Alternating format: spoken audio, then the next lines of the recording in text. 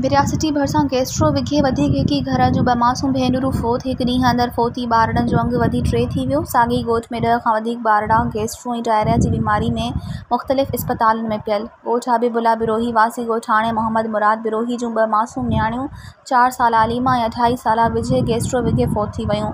ॿिए पासे ॻोठ जाड़ो सोलंगी में 8 सालनि जो नींगर आक़िब सोलंगी गैस्ट्रो विघे फोत थी वियो।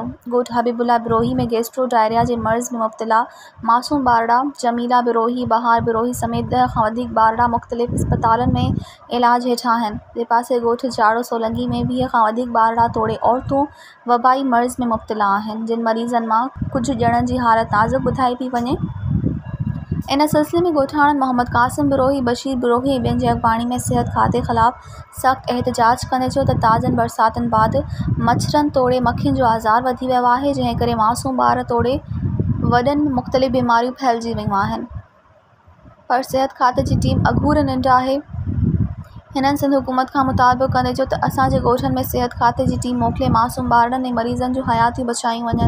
मज़ीद ख़बरनि ऐं तफ़सीलात लाइ विज़िट कयो असांजी वेबसाइट www.awamiNewsHD.com ऐं ॾिसंदा रहो अवामी न्यूज़ HD।